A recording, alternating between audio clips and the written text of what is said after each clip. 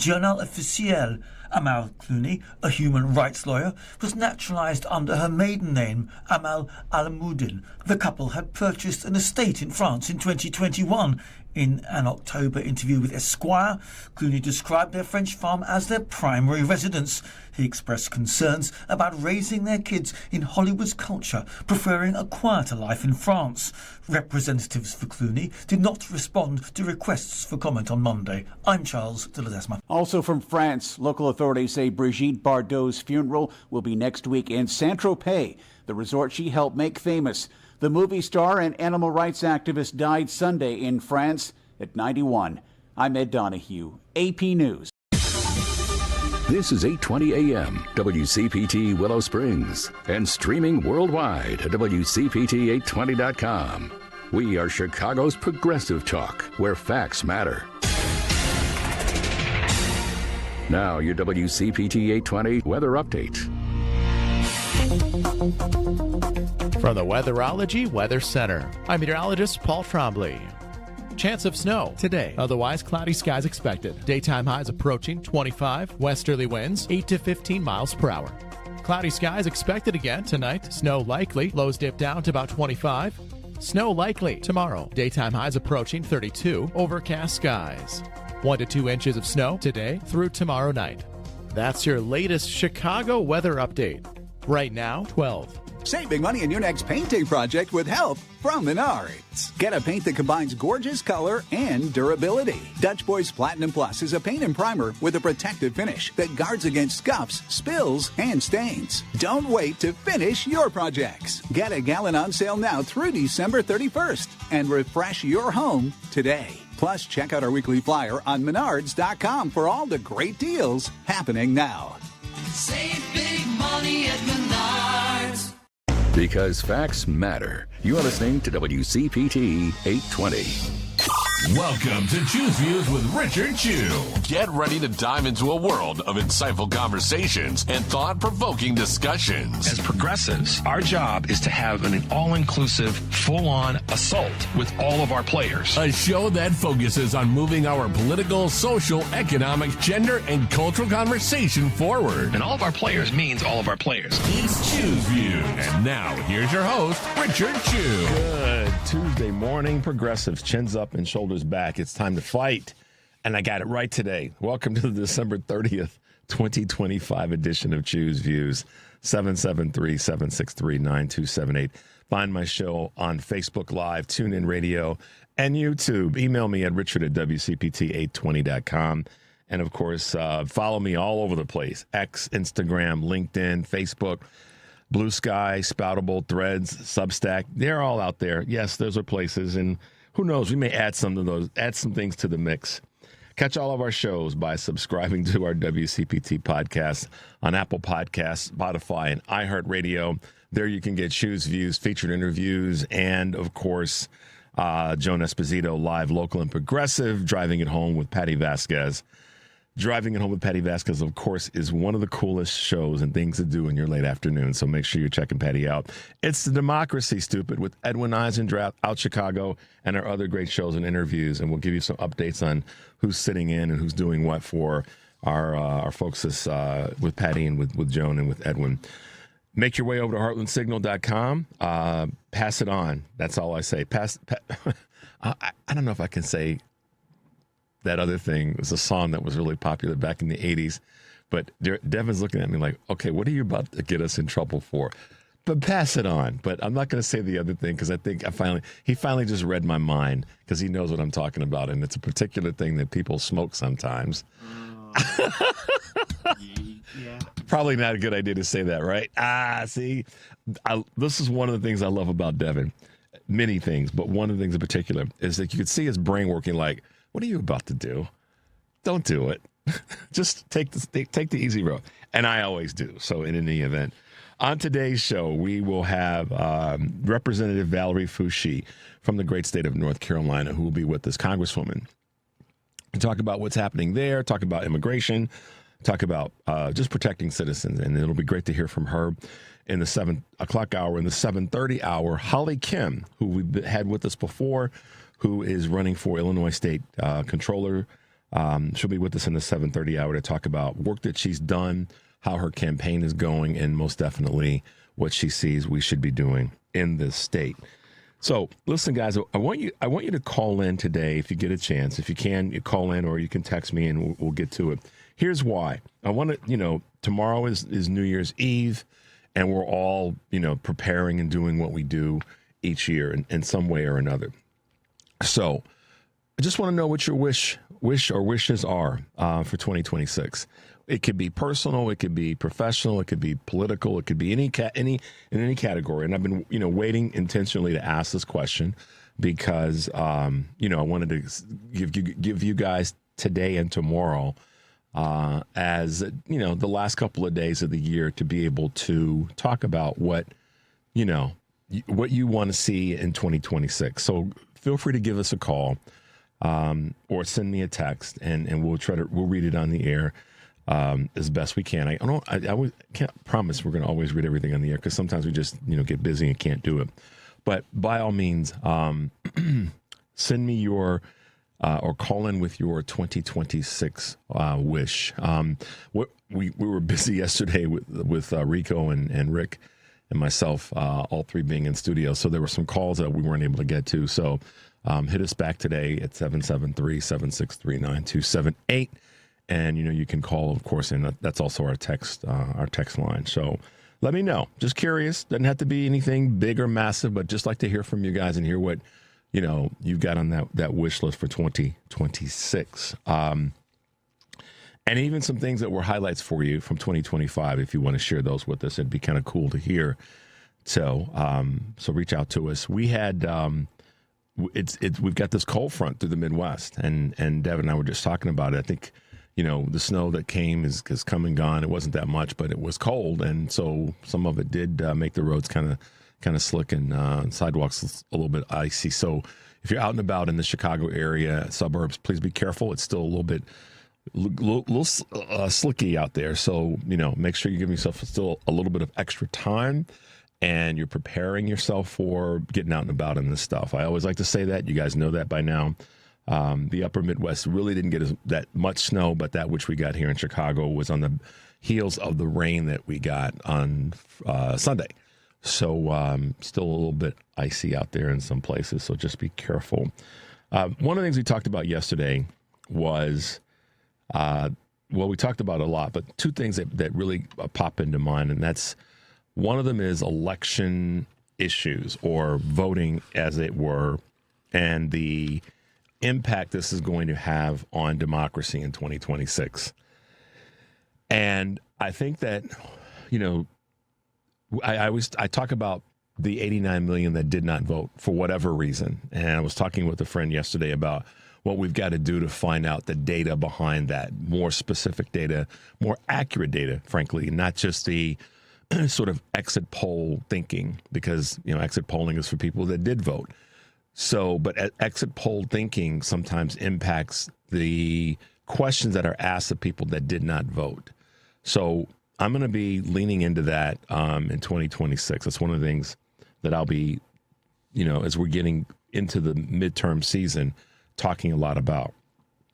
But we've got a couple of clips that really get into some of the things that are happening in various states and that could be going on in different parts of the country that speak to voting and speak to how races we've got to be looking at them. I'll also be talking a little bit about the balance of power in 2026 with the Senate and the House on a federal level, and then some events from 2025. But right now, check this out, progressives. Hear people say, my vote does not matter. And I say, if your vote did not matter, there would not be so many people in power who are trying to take that vote away from you. Exactly. And that power away from you. On the money. It absolutely matters. But you have to believe that you matter, your voice matters. You have to pull up that chair, have a seat at the table in the, whether it's simply, being an engaged voter, it's volunteering for a campaign, it's maybe one day running for office, whatever that may look like. Because change will come, but change, no one's coming to save you. That is spot on. Who was that? Allison Russo. She is the Ohio State representative and also Secretary of State candidate. We have another clip from her that we'll play probably after we come back from the break. But her point is well made, because I've got another clip that we'll get to that kind of, it's a warning, I guess you could call it, as it relates to 2026 and 2028. But what she speaks to is right on, and what's one of the things that Rico and I talked about yesterday. And participation has got to be high. We saw it in the November 4th day of elections, the number of people who were out and participating and how those changed so many elections. We also saw Afton Bain's campaign. Although she did not win, it was driven heavily, though that moving of the needle was driven heavily by voters getting out and recognizing, to Allison Russo's point, that their vote does count and their vote does matter. And I talked about Rodney Pierce in North Carolina. 34 votes is, that was the difference in his election. So, I just have to keep talking about it, guys. We've got to get people out. Rico spoke to this yesterday as well, and Rick said it more specifically, how whatever we do, if it's not going to be monetary, there has to be something.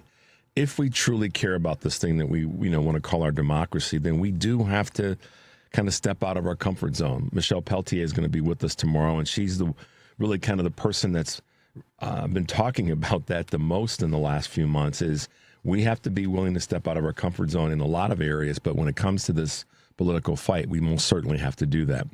So I'm going to be talking a lot about voter registration and voting and being involved, and that your vote does count in many of the shows coming up in 2026. When we come back from the break, we're going to have another clip from Allison Russo talking about voting and why it matters. But right now, excuse me, guys, let's take a quick break. The number is 773-763-9278. You're listening to Choose Views on WCPT, AM 820 in Chicago, and WARR 1520 AM and 103.5 FM from Warren County, North Carolina. I'm Richard Chu. We'll be right back. This is a WCPT Veteran Minute. In the midst of World War II, a group of Native American soldiers known as the Code Talkers became silent heroes. The U.S. military faced challenge of secure communications on the battlefield, and these men, primarily from the Navajo tribe, were enlisted to develop an unbreakable code.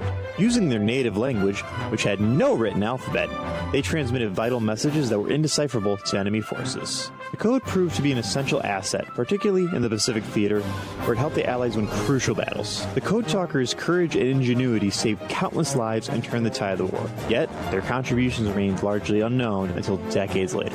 The legacy of the Code Talkers stands as a testament to the strength, resilience, and invaluable service of Native Americans during one of America's most devastating conflicts. This has been a WCPT Veteran Minute.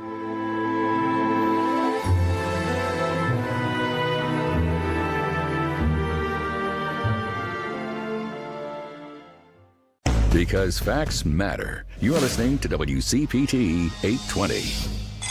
Good morning. You're waking up with Richard Chu. Good morning. Good morning. Good morning. We're live and ready to hear from you. Text or call us now at 773-763-9278. Same number. Simple as that. Let's get the conversation going on Choose Views. All right, guys, welcome back to the show. It is Choose Views, 773-763-9278. Give us a call about your 2026 wish list and things that you're going to be focused on or that are part of your best of for 2025 in terms of things that happened and your views of that. So give us a call anytime during the show today. We'll do our best to get you squeezed in. But let's hit them with a couple of Choose Views news items on this December 30th, 2025. Retail returns face fresh fees as businesses contend with tariffs. Americans may want to think twice before returning unwanted holiday gifts this year, as more major retailers are charging customers to return items. Mail-in returns at Macy's cost now costs $9.99. At TJ Maxx and Marshalls, it's $2 more than that. Happy Returns co-founder Dave Sobey says retailers are responding to pressure from new U.S. import tariffs. October data from the National Retail Federation estimates $850 billion worth of items will be returned to U.S. stores this year. Top firms don't see hiring on the horizon for 2026. Hiring isn't on the corporate agenda for next year. Some 2/3 of CEOs at a recent gathering organized by the Yale School of Management said in 2026 they plan to either reduce headcount or keep their teams the same size. Hiring was only on the table for 1/3 of the executives.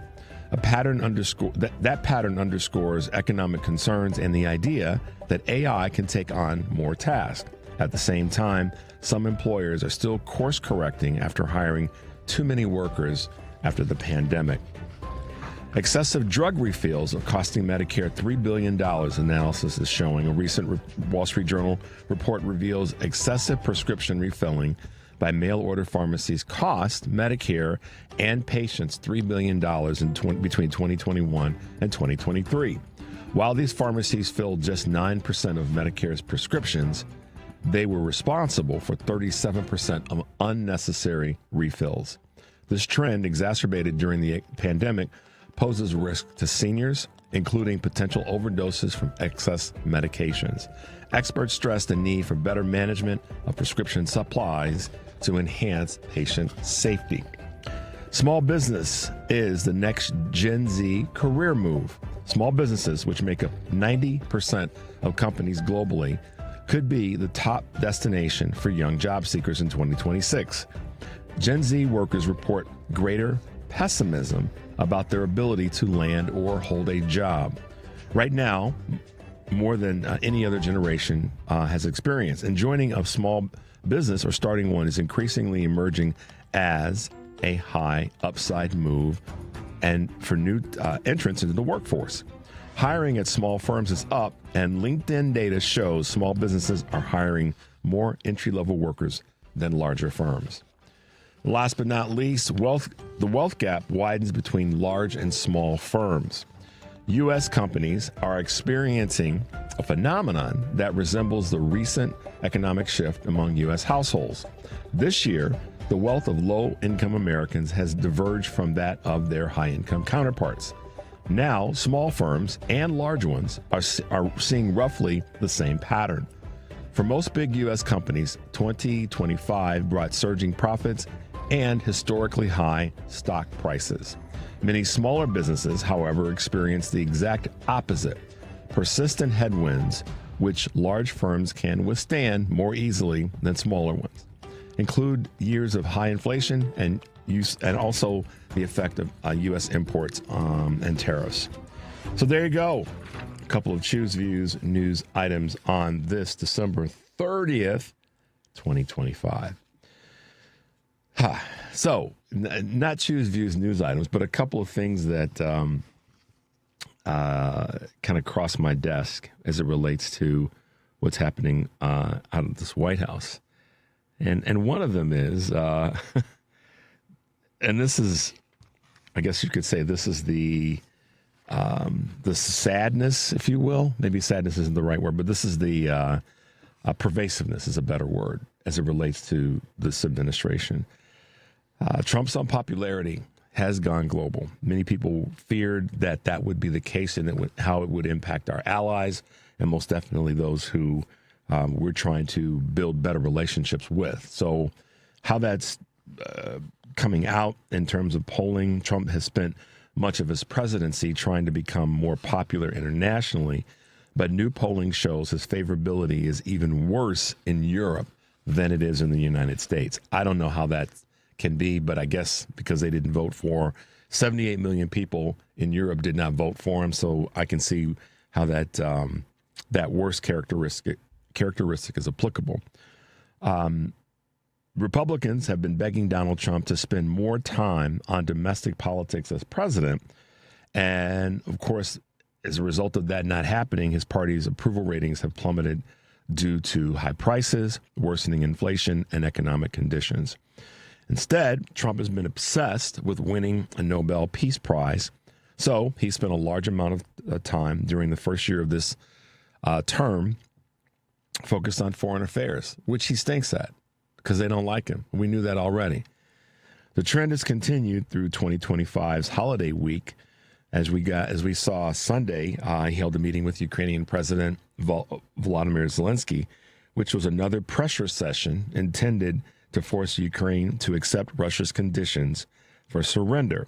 Yesterday, he had a meeting with Israeli Prime Minister Netanyahu, which is supposed to be the next phase of the Gaza crisis. But again, these meetings are not.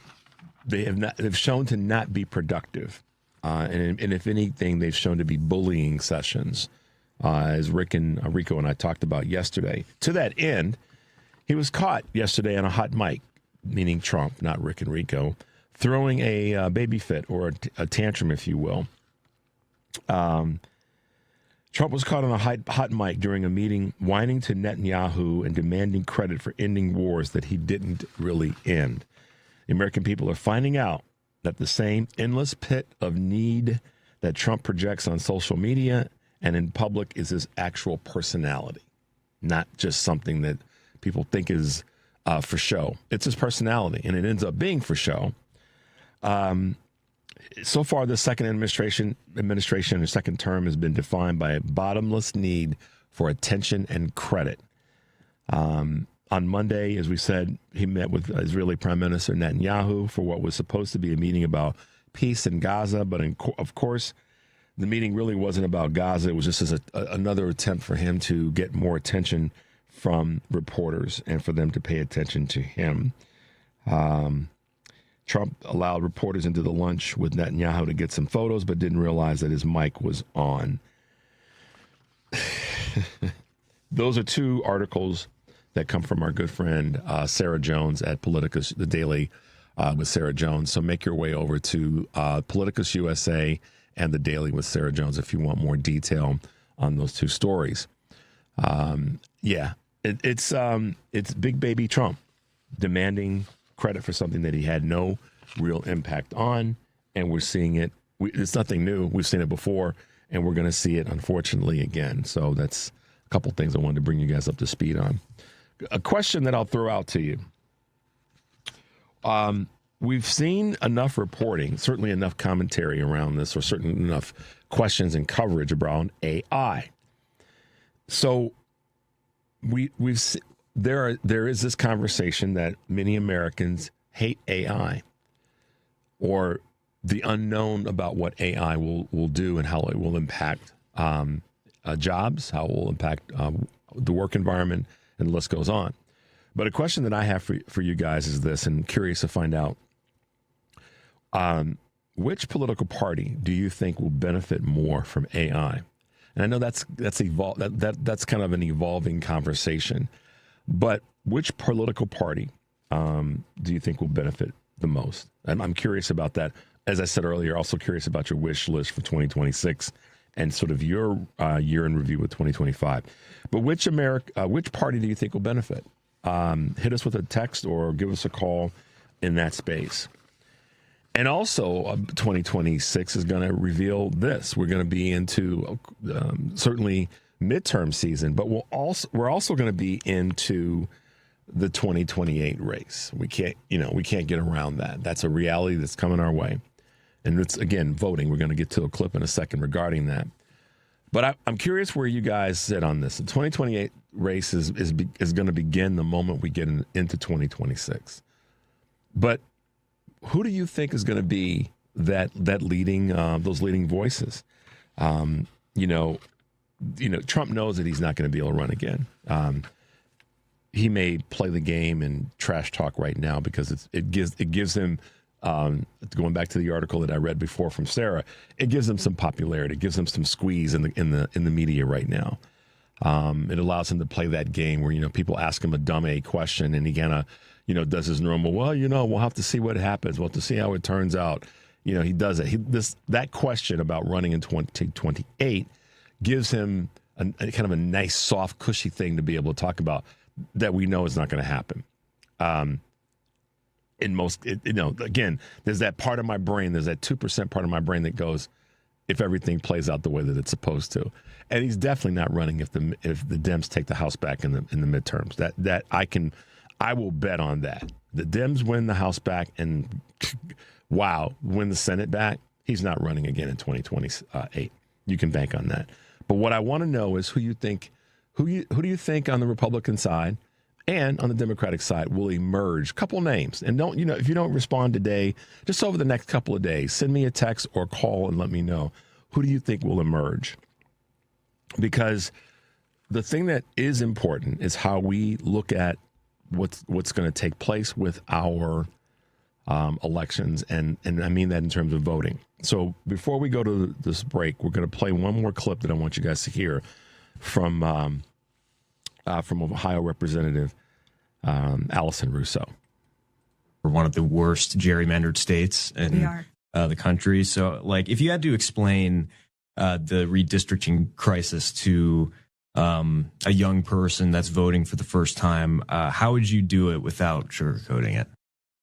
Well, the districts have been rigged so that politicians pick their voters. Voters do not pick who represents them. That's the simple answer. They are rigged districts. There's no other explanation for it.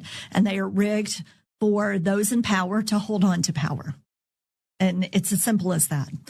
So it diminishes the power of the people's voice, diminishes the power of their vote, and ultimately it creates an environment where government is not there to serve people, to be transparent to people, to be accountable to people. It is there to be really accountable to no one except those people who fund your campaigns or, the extreme versions of your side who have the power to actually keep you in office or get you out. And so that creates a very, very unbalanced system where, in the case of Ohio, we have a legislature where we see time and time again, a legislature passing policies that are in direct conflict with what the people want and what is in the best interest of even their own communities. So gerrymandering, rigged, she just got right to the answer of the question. That, again, is Allison Russo from representative in Ohio, who's running for Secretary of State. Okay, so what she said matters greatly right now because of the number of people who sat out in 2024. And now we are faced with concerns like, gerrymandering and all the rest. So, we're going to keep talking about this because it's critically important and we want to keep people plugged into this conversation. But right now, we're going to take a quick break. The number is 773-763-9278. You're listening to Choose Views on WCPT AM 820 in Chicago and WARR 1520 AM and 103.5 FM from Warren County, North Carolina. I'm Richard Chu. We'll be right back.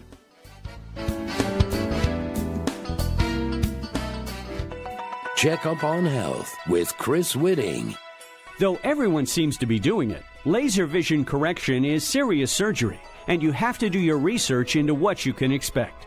Dr. Neil Martin of Bethesda, Maryland. When we're selecting a candidate, we want to make sure they have the right group of parameters, how near or far-sighted they are, what their age is, how large their pupils are, how thick the cornea is, how the corneal shape is, and how the general health of the eye is.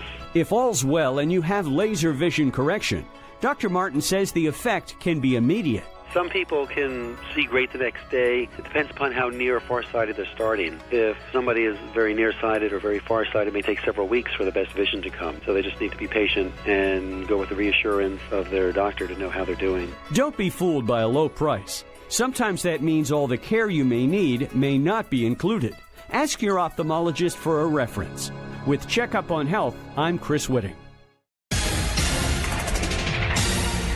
You're listening to WCPT 820. Here's the latest Chicago weather update. From the Weatherology Weather Center, I'm meteorologist Paul Trombley. Chance of snow today. Otherwise, cloudy skies expected. Daytime highs approaching 25. Westerly winds 8 to 15 miles per hour.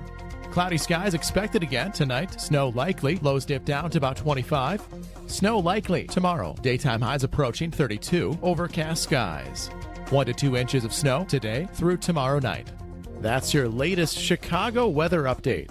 Right now, it's 10 degrees. Hey Google, play WCPT. Streaming Chicago's progressive talk from TuneIn. Welcome back to Chew's Views with Richard Chew. Welcome back is right, guys, because people always ask me what they can do to support the work we do at WCPT. I get that. We really do get that question, both email, text, and all the rest.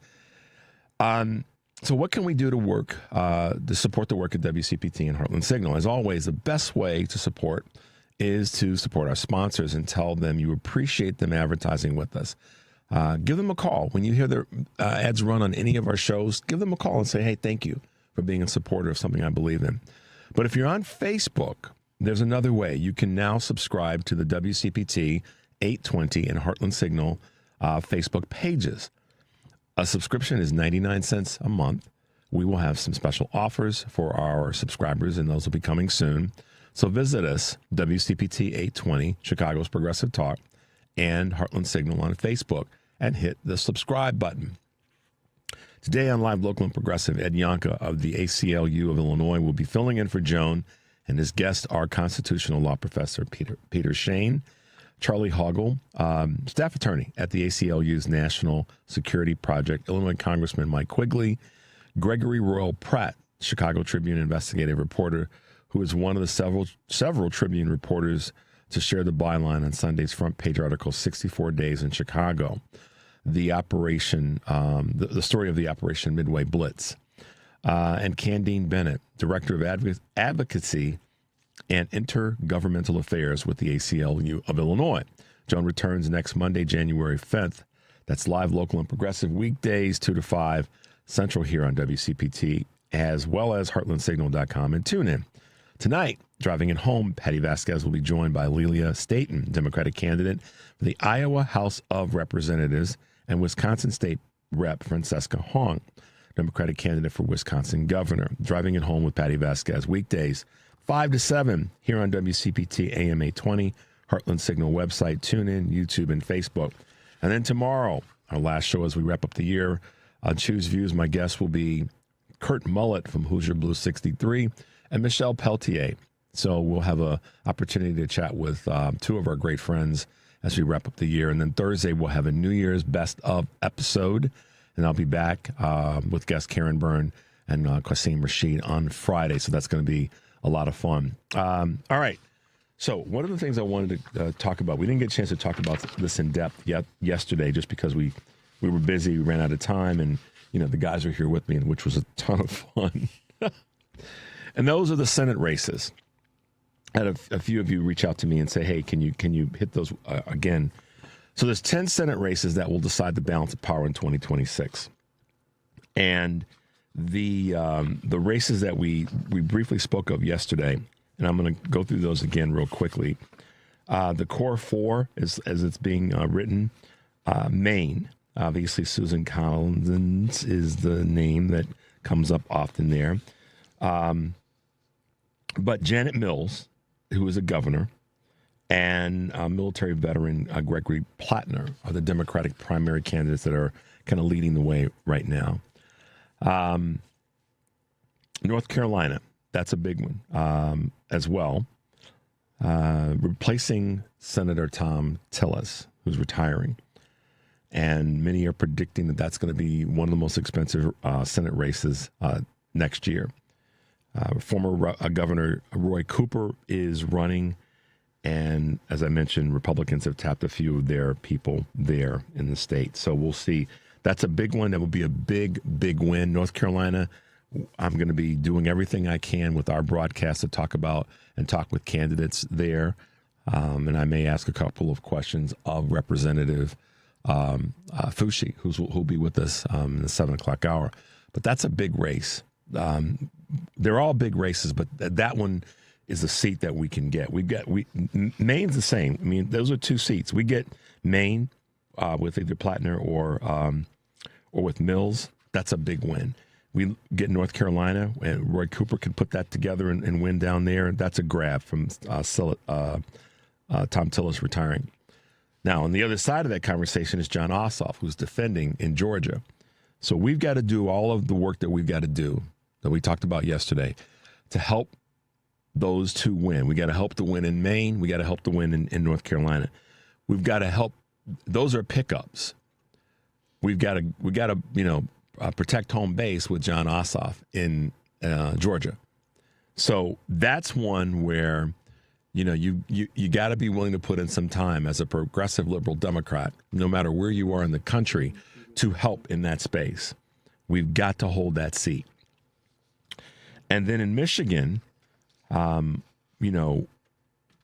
got another seat that we've got to protect. Senator Gary Peters, that's opening up that race, and Mike Rogers, Representative Mike Rogers, who is the Republican.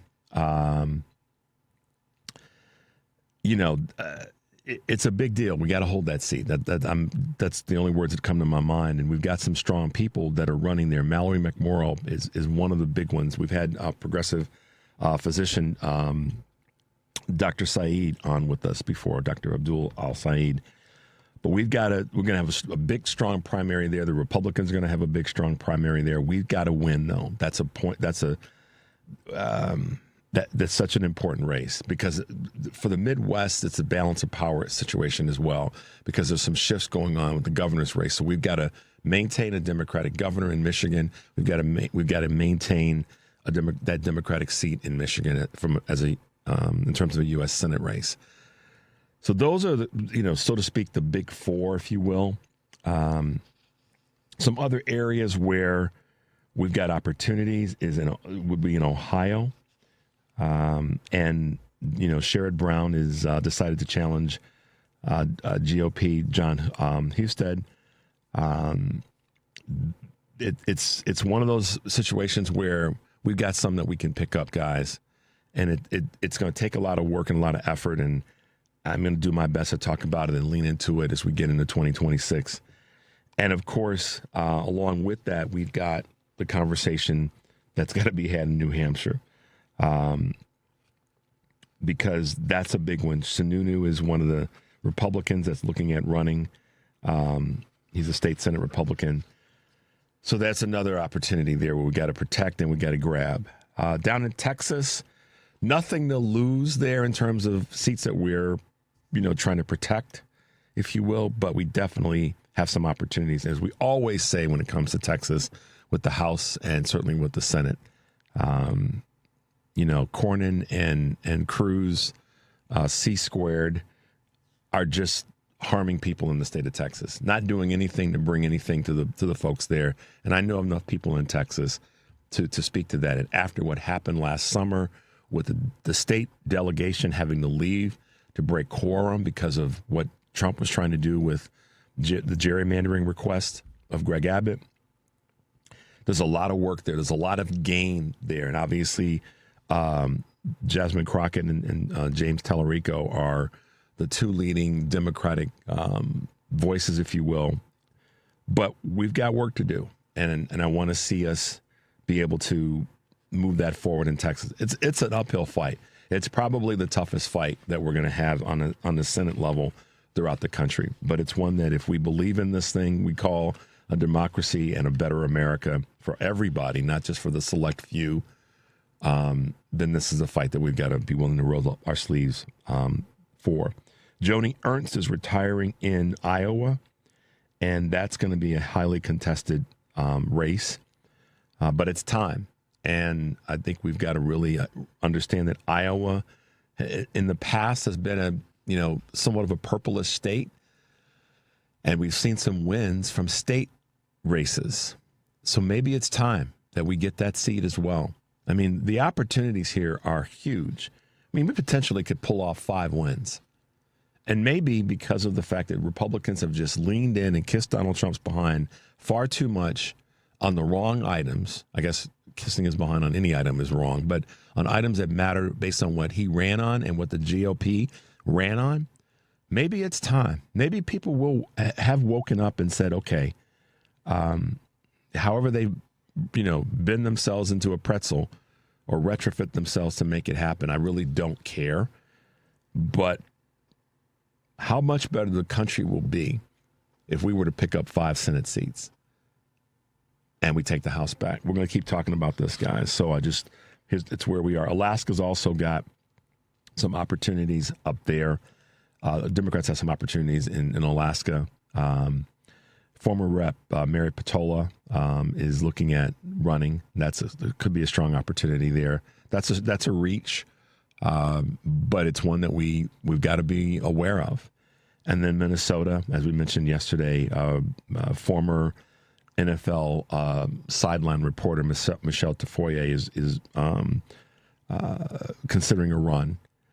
But we've got some strong Democrats up there. Angie Craig and Lieutenant Governor Peggy Flanagan are going to be battling for that seat that Tina Smith is retiring from.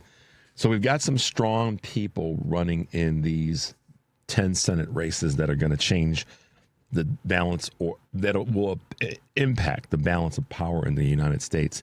And we've got to be willing to lean in and support those who are running, in my belief. So we'll see where we go in that space. Let's take a quick break. And when we come back, we're going to grab a couple quick calls. The number is 773-763-9278. You're listening to Choose Views on WCPT AM 820 in Chicago and WARR 1520 AM and 103.5 FM from Warren County, North Carolina. I'm Richard Chu. We'll be right back. I know that hiring can be challenging. You sort through tons of resumes and you get too many so-so applicants. You're just waiting for someone to match your role perfectly. Well, now, there's a place where you can meet them fast. ZipRecruiter. Need to hire right away. Start your search for strong candidates. The right fit awaits. Build your team. Build it sooner. Meet your match on ZipRecruiter. Just head to ZipRecruiter.com/free right now to try it for free. And you're on your way to meeting your match. 4 out of 5 employers who post on ZipRecruiter get a quality candidate within the first day. So try it now. Go to ZipRecruiter.com/free. Once again, that's ZipRecruiter.com/free. Meet your match on ZipRecruiter. Try it free. WCPT 820, Chicago's progressive talk, where facts matter. Welcome back to Choose Views with Richard Chu. Hey, guys, welcome back to the show. So the top 10 Senate races are the ones that we're going to talk about a lot. They're going to be part of what's happening right out of the gate in 2026. So definitely want to have you guys be a part of that conversation and the work that we got to do to get those things done. Throughout the course of the year, we had the opportunity to have some really special guests on from Ohio, and I'm one to thank the people that are contributors, supporters, believers in what we do here. And one of those people is our good friend Kurt Herner from Akron, Ohio. Kurt has really been helpful in helping us keep our eye on what's happening in Ohio politics, and whether it be a state a representative, a state senator, a sheriff, whoever the case may be, or U.S. representatives in the case with Amelia Sykes. But I wanted just to have a couple minutes to wrap with my man Kurt, because he's really been a voice that's helped us in talking to some people that are important to what happens in Ohio politics. So good morning, Kurt, and welcome to the show. I hope you're doing well, and certainly just wanted to chat with you a little bit before we wrap up 2025. Well, thank you, Richard. I appreciate that, and happy holidays, Merry Christmas, Hanukkah, and Kwanzaa, and Happy New Year to everybody out there. You mean you left out? You mean you left out Festivus? George Costanza is going to be real upset with you, man.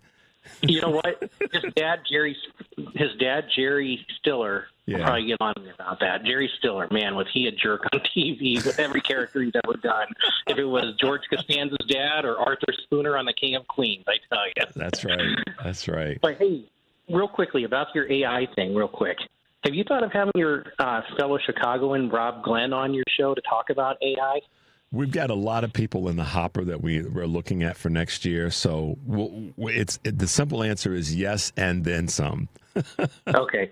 I know that Hal Sparks has him on all the time, and they talk about the AI and the impact of what it's going to have politically and socially. But you really wanted to talk about some of the stuff that's going on next year, too.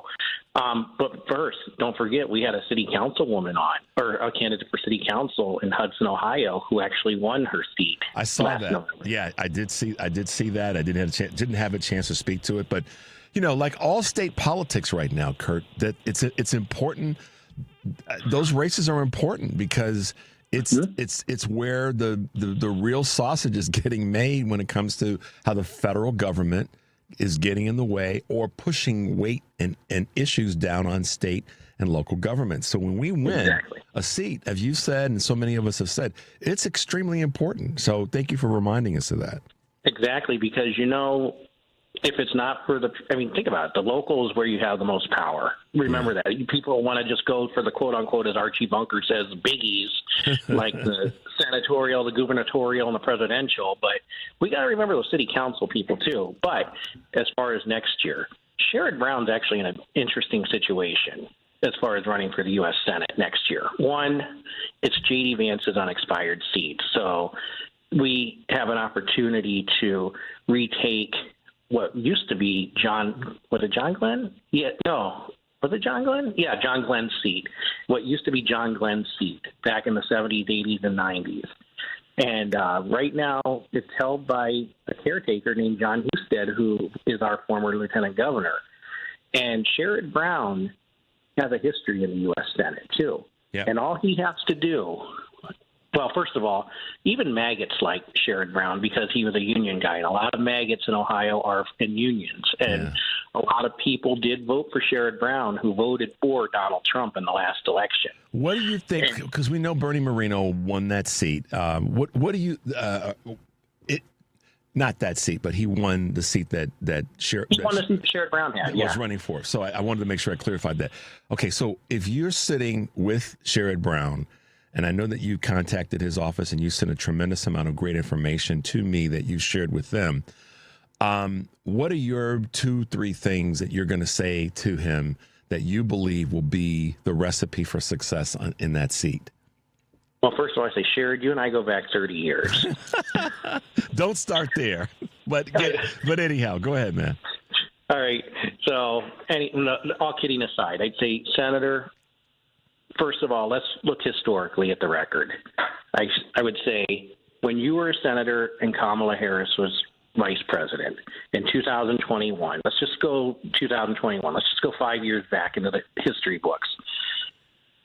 At the beginning of that term, at the beginning of Joe Biden's term, the first piece of legislation that was passed on a 50-50 U.S. Senate split, 50 Democrats, 50 Republicans, and all the Democrats in the House of Representatives and none of the Republicans in the House of Representatives voted for what was called the American Rescue Plan. The American Rescue Plan was passed by Kamala Harris's tie-breaking vote as the vice president and president of the U.S. Senate. Somehow you're going to have to mention that in a layman's terms so people can understand that, obviously, but we're all intelligent people here, so we understand what we're talking about at this point. You need to mention what that American Rescue Plan did, which was it made sure that people like your local police, your local fire, your school teachers were all paid locally here during COVID. It provided free at-home testing, free vaccines. It gave people a $1,200 stimulus check. It also made sure that parents for 6 months got monthly child tax credit that lifted 40% of our children in the United States out of poverty for the first time. And then you compare, well, obviously, and then there's also the Inflation Reduction Act, which was the same issue, where it was a 50-50 and tie-breaking vote by Harris, which would lower the cost of insulin for Medicare recipients to $35 a month and cap prescription drugs for Medicare recipients at $2,000 a year, plus the largest investment in green energy. So then you contrast that with the Big Beautiful Bill, the One Big Beautiful Bill, which was also a 50-50 split in the Senate. where John Husted voted for it, as well did every other Republican. And J.D. Vance, as the vice president and president of the Senate, came in and broke that tie, which basically took away everything that the Inflation Reduction Act did to help people, as well as it raised our prices on everyday goods that people depend on and gave a tax break to billionaires and millionaires who don't need it. That's where you need to do it, and you need to talk plainly about it. So, first of all, Kurt, that's brilliant. Because one of the things that I say often, and you've heard me say this in private, you've heard me say this on the show, is the laundry list is easy and it's digestible for most Americans. Even the most sophisticated political thinking person understands the laundry list because it's easy literally to look at and go, yeah, they did that, they did that, they did that. And it's also easy to explain. But what I like about what you said here is, here's what we did. And set up the same scenario, and I know that you chuckle at me when I talk about the whiteboards and the Ross Perot and Katie Porter, whiteboard thing. But it is almost, it's a compare and contrast. Here's what they did when it was when the vice president broke the tie as a president of the Senate. Here's what we did, and which one do you want? Which do you prefer? Which has made your life better? And Exactly. Sometimes a question that's asked, is your life better than 4 years, that whole 4 years ago thing? Are you better off today than you were 4 years ago? Yeah, I mean, it has its place, but it's kind of played itself out. I think a comparison that he could use, to your point, is here's what they did with the same tools. Here's what we did with those tools. You only have to go back 5 years. That's the thing. You only have to go back 5 years. You don't have to go back the entire tenure of his U.S. Senate career starting in 2007, which, by the way, 2026 is going to be like 2006. But go ahead. Sorry to interrupt. No, that's fine. I mean, your point is so well made and taken, and I hope that what I want people to do, and the reason I wanted to chat with Kurt today is Kurt spends a lot of time, you guys, researching and reviewing things and having a historical perspective on what's happened, whether it be uber local politics or national, the national conversation. And right now, I think one of the opportunities is to look at some short-term history, particularly with Sherrod Brown in Ohio. But I think it's a template that can be used by other folks that are running, certainly in the Senate. I don't know how much in the House, but certainly in the Senate across the country. So, Exactly. And then, of course, the whole gerrymandering thing. I mean, you had my Congresswoman Amelia Sykes on about a month ago. And I find it hilarious that the state of Ohio tried to gerrymander her out of her position, and they screwed up so bad that they kept all of Summit County, a portion of Portage County, which includes Kent and Aurora, and parts of Stark County, which is Canton, all the way down to your brother-in-law's hometown of Massillon. And now the leading Republican contender, Kevin Coughlin, who was also my former state senator several years ago, he dropped out of the race saying that is an unwinnable race because the gerrymandering backfired. And I think you're going to see that around the country, that they got too greedy. These Republicans got too greedy with power, and it screwed up to the point that they didn't think about the boundaries and what it's going to do. And I think Indiana just experienced that. With their attempt, and Republicans, I think it's 4 or 5 Republicans said no, and that changed the balance. My numbers could be off, and I know that Kurt Mullett can clean that up for me. But the same thing, I mean, the principle, to your point, is what happened, and that is the overreach. And listen, we know that Dems have redistrict areas. We get that, but not to my knowledge where it was an attempt to overreach to the point where it just it backfired. And so now, to your point, so well made, that's what's happening. And I hope that it happens in other areas, because ultimately, if the voters have an opportunity to vote for that, I think voters recognize, and maybe I'm pie in the sky on this, I think voters recognize that kind of severe redistricting and gerrymandering is harmful to the process, and that they know it's going to catch up to them. Sorry, man, go ahead. I was going to say, then it's the politicians picking the people instead of the people's picking the politicians. And then, of course, you got our governor's race here, too, which is going to be interesting because we have Vivek Ramaswamy. Again, Tie him to Trump. Tie him to Doge. He was in Doge until 2 or 3 days after that was established, so he could run for governor in the state of Ohio. This is to the point where he is now, and these are just today's polls, not 11 months from now polls, so everything can change, obviously. 11 months is a long time in politics. Dr. Amy Acton is 1 point ahead of Vivek Ramaswamy right now in a matchup between the Democrat Dr. Amy Atkins and also Vivek Ramaswamy, and to the point that Vivek Ramaswamy is thinking of rebranding himself. Well, the people of Ohio better not fall for that crap, because, he's going to rebrand himself, just make him look like he's one of us, a regular guy. But you got to remember, he's the same guy who tried to sell us on, or his family tried to sell us on these Alzheimer's drugs that didn't work. And he's a snake oil salesman. Speaking of forgetting, let us not forget that the guy that tried to sell the drugs on memory sustaining. So great point there, Kurt. Listen, and he's an anchor baby. Yeah, he's an anchor baby. And unfortunately, he is, to use that term like they've tried to use it on us. So, Kurt, all right, real quick as we wrap up, because I got to get to this break timely. That's fine. All right. First of all, finally, thank you for that. Finally. All right, go ahead. Thank you for all that you've done this year in helping with things that people we had on the show. I really appreciate that. But as you look into 2026, take 30 seconds and tell us what do you feel you want to see? I want to see the Democrats at least make some headway. Not necessarily, we're not going to probably take over our state Senate, but I'd like to see them penetrated. I mean, if Mississippi, which is the big news that no one ever talks about for this year, if Mississippi can break a supermajority, I think any state can do that in 2026. And, I really do believe that Donald Trump is deteriorating before our eyes, and unfortunately, we'll probably end up with J.D. Vance within the next 9 to 12 months. Yeah, you're probably right about that. Kurt, it's always great to have you on the show. Thank you for the opportunity, Richard. And thank you for all that you've done through the course of the year. I didn't want to let the year go by without having some minutes to share and show you my appreciation for all that you've done. So be safe. I appreciate that, and thank you so much for the opportunity for the past 2 years being a part of your show. My pleasure, brother. Be well, and we will talk to you soon, okay? All right. Happy New Year. Thank you. All right. Bye-bye. Bye-bye. Kurt Herner from Akron, Ohio. We're going to take a quick break, guys. The number is 773-763-9278. You're listening to Choose Views on WCPT AM 820 in Chicago, WARR 1520 AM and 103.5 FM from Warren County, North Carolina. I'm Richard Chu. We'll be right back.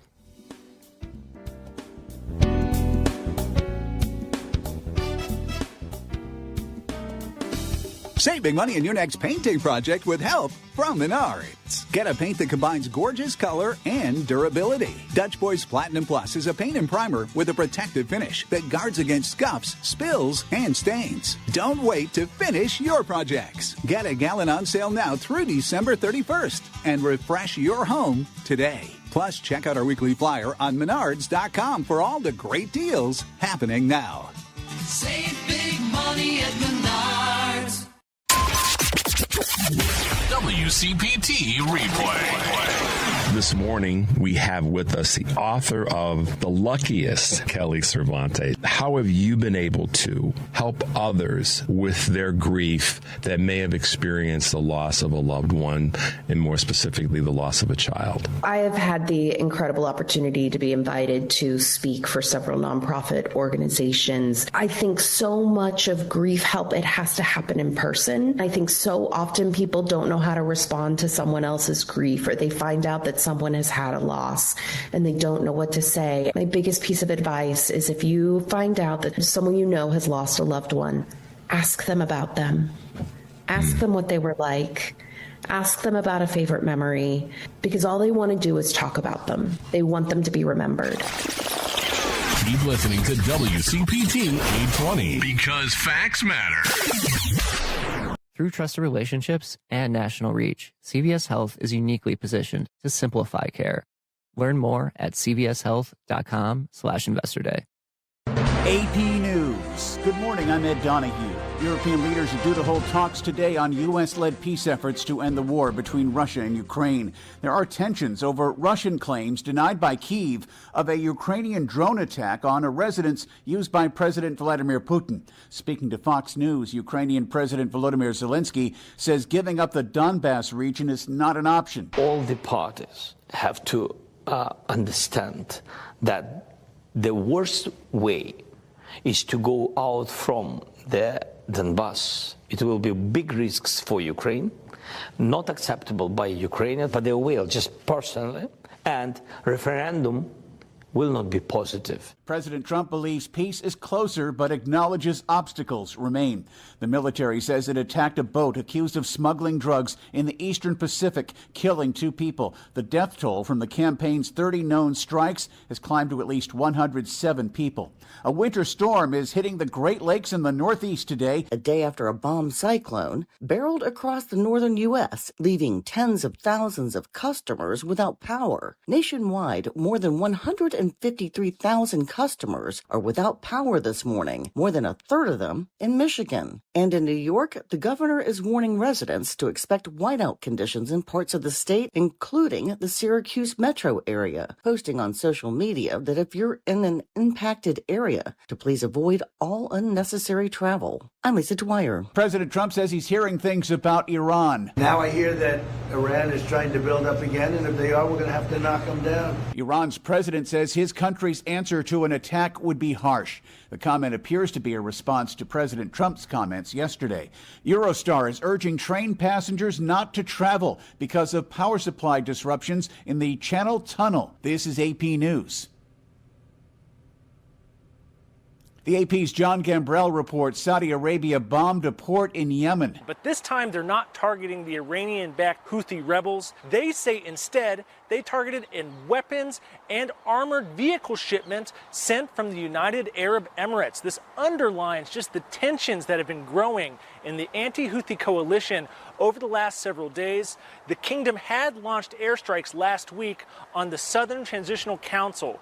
This is a group of separatists in southern Yemen who have sought to make their own separate country in that region. The STC, as it's known, has been backed by the United Arab Emirates in their fight against the Houthis, and the Emiratis have been arming them. These Saudi airstrikes show, though, that the tensions there are far from over, and it'll be interesting to see how both the Emiratis and the fighters on the ground react. I'm Ed Donahue, AP News. This is 820 AM, WCPT Willow Springs, and streaming worldwide at WCPT820.com. We are Chicago's progressive talk, where facts matter. Now, your WCPT 820 weather update. From the Weatherology Weather Center, I'm meteorologist Paul Trombley.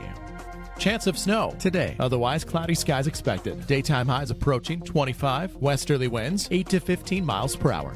Cloudy skies expected again tonight. Snow likely. Lows dip down to about 25. Snow likely tomorrow. Daytime highs approaching 32. Overcast skies. 1 to 2 inches of snow today through tomorrow night. That's your latest Chicago weather update. Right now, it's 10 degrees. Brighten up your home with help from Menards. Illuminate your home with LED light bulbs from Fight Electric. They provide light that lasts with a rated life of over 10,000 hours. Don't wait to finish your projects. Save big money on Fight Electric LED light bulbs now at Menards. Plus, check out our weekly flyer on Menards.com for all the great deals happening now. Save big money at Menards. This is WCPT 820, where facts matter. Welcome to Choose Views with Richard Chew. Get ready to dive into a world of insightful conversations and thought-provoking discussions. As progressives, our job is to have an all-inclusive, full-on assault with all of our players. A show that focuses on moving our political, social, economic, gender, and cultural conversation forward. And all of our players means all of our players. It's Choose Views. And now, here's your host, Richard Chew. In my home state of North Carolina and across the country, civil rights are under attack. Trump and Republicans' so-called immigration enforcement has come in the form of mass terror. Religious and community events are being postponed. Workers are afraid to show up to their jobs, and thousands of students are missing school in fear that when they return home, their parents won't be there to meet them. Entire neighborhoods are living in constant fear as unmarked vehicles and masked agents sweep our state in hopes of sending another one of our neighbors to a warrantless detention. The resilience of our communities in standing together against these attacks on immigrants and Black and brown Americans has been moving. But legislation to support these same communities cannot wait. Whether it's the early years in Chapel Hill, higher education, and some of the personal milestones along the way, whether it's working in public service as an administrative officer with the Chapel Hill Police Department, or breaking new ground as a political force in North Carolina, U.S. Representative Valerie Foushee has always stepped to the front of the line and said, it's my opportunity and to work and to serve. And this morning, I'm so grateful to have Representative from North Carolina, Valerie Foushee. Good morning, ma'am, and welcome to Choose Views. Good morning, Richard, and thank you so much for having me. Absolutely, it's my pleasure. I feel like, doggone it, I was just down there. I was in Charlotte, but I wasn't in Raleigh Durham area. But had a chance to hang out with some in-laws there for Christmas, and oh, nice. Yeah. So, and we broadcast this show on WARR, which is up in northeastern part of the state in Warren County. So we've been doing our best to push the conversation. We had Representative Rodney Pierce, state representative, on a couple of weeks ago, and Pastor James Gilliard on. Thanks, Gilliard. Yeah, so it was great. We are doing our best to push the conversation of what you guys are doing in North Carolina, and I really wanted to was looking forward to talking with you this morning. Talk about your district. You represent North Carolina's District 4. Is that correct? Mm-hmm. That's correct, which is the Raleigh, well, it's in the Research Triangle Park area. I have Orange and Durham counties, and then parts of Wake and Chatham County. Got it. Okay, so it's kind of in that central part, that part of the state, and very centrally located. And it's when we got to Charlotte, my wife and I were we made our way downtown, and we were walking around the day after Christmas, and she said, "Why do I know the name Mecklenburg?" And I said, well, it's one of two reasons. I said, it's either the name Carl Mecklenburg, who played professional football, or it's Mecklenburg County, which you hear a lot during our national elections, and how impactful that county is, as is your county, when it comes to, quote unquote, the effect of Democrats in those two big counties. But you guys have been, North Carolina is such an important state. All of our states are, but North Carolina is such an important state in our national politics because it's emerging and it's shifting. Talk about that, and talk about what you're trying to do to keep that momentum moving in the proper direction. Well, as you said, North Carolina is important as it relates to elections because it is a battleground state. And I think that what people have not considered is that the balance of power in the United States House of Representatives was based on the fact that 3 seats were given to Republicans in the recent redistricting. When I first came to Congress, North Carolina, which is basically a purple state, was represented by 7 Democrats and 7 Republicans. That number now is 10 Republicans and 4 Democrats. And that's based on redistricting in this state, which seems to occur just about every 2 years now, rather than every 10 after the census is taken. So in that regard, it is important as to how it relates to the balance of power in Congress.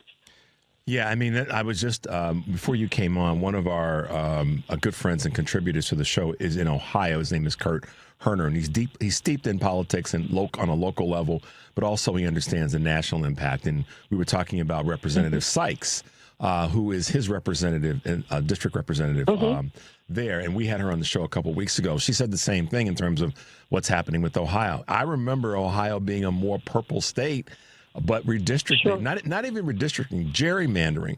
See, I think we have to kind of make sure we're using the right words. And you know this as well as anybody.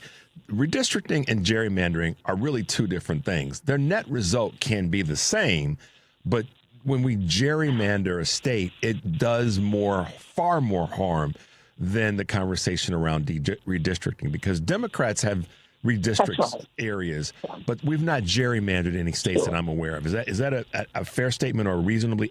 I think that is an accurate statement, because redistricting is really just reapportionment, and it can serve just to be balancing as it relates to how many people are in a district.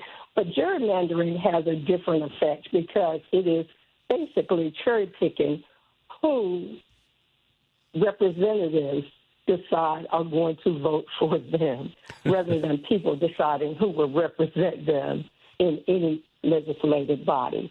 So I think you're absolutely on point with that. Did you guys catch that? One is the voters having more of the say that we all should have. The other is the politicians picking who's going to vote for them. That's a big difference. And I think that's when you look at a North Carolina, or you look at certainly a Texas in recent conversations, or certainly look at Ohio, gerrymandering is what's happened, not redistricting. It's been sort of painted pretty to sound pretty by calling it redistricting, but in actuality, it's been gerrymandering. Representative, one of the things that I wanted to ask you about, we played the clip at the beginning of this segment where you were talking about the Protect Immigration Act and why it's important that we step through and stand strong in this. You saw what happened here in Chicago, and how we're so blessed to have the governor and the mayor and the county officials that we have to really send the message to ICE and to Border Patrol agents that were here that you may be here, you may be doing what your orange menace said to go do, but we're going to stand strong and push back. And I think that North Carolina has been doing much of the same. But talk a little bit about the Protect Immigration Act.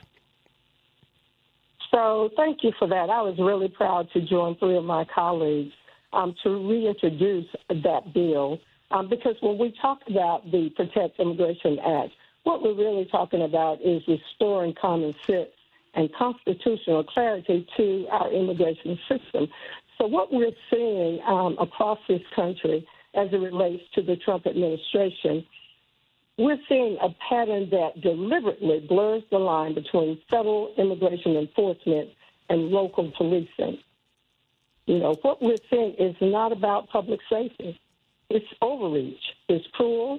It's unconstitutional. And it's wholly incompatible with who we are as a nation and what our values are as a democracy. We know that deputizing local officers into immigration enforcers, it erodes the public trust.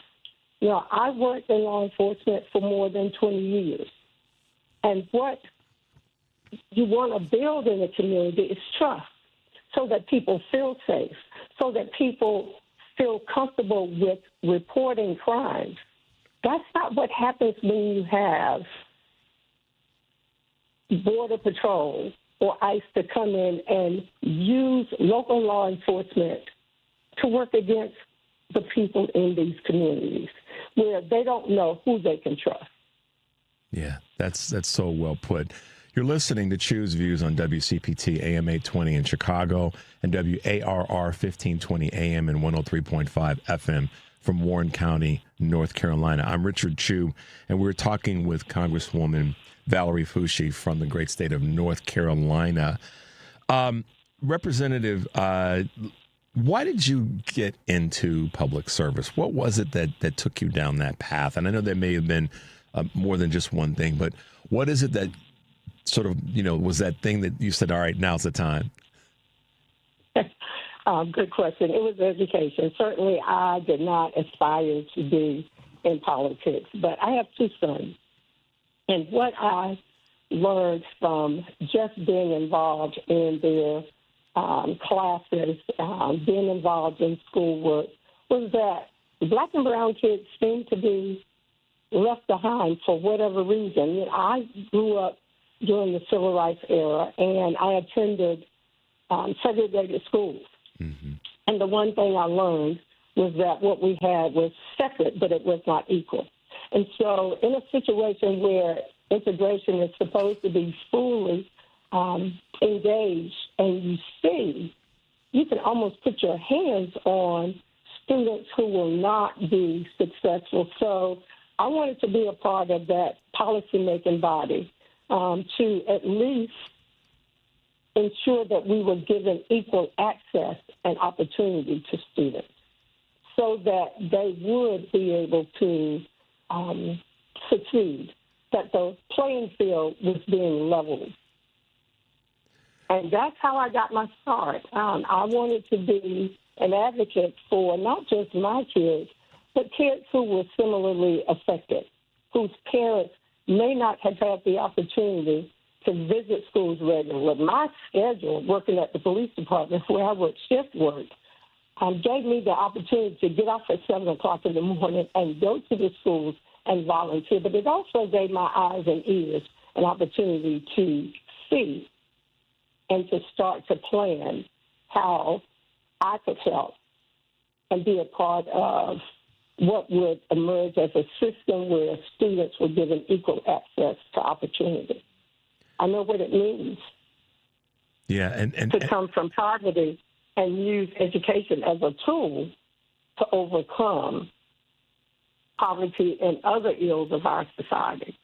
One of the things, Congresswoman, that I think we all know, and more people are speaking to this, is if education, if community investment, if voting, if those things didn't matter, when people say my vote doesn't count, if those things didn't matter, then the opposition to those things wouldn't be pushing so hard to strike them down. And I said yesterday, absolutely. I made a comment. My father used to tell this joke about the reason that those folks who were enslaved were always wrecking buggies and horse and buggies is because if the powers that be knew that they could read a stop sign, then that could be very perilous to their life. It's a bad joke, but inside of the joke is a conversation around reading and writing and education. And so there's always been an attempt to yank education from people of color, specifically black folks in this country. And, you stood strong in that space because obviously your background has dictated that you do that.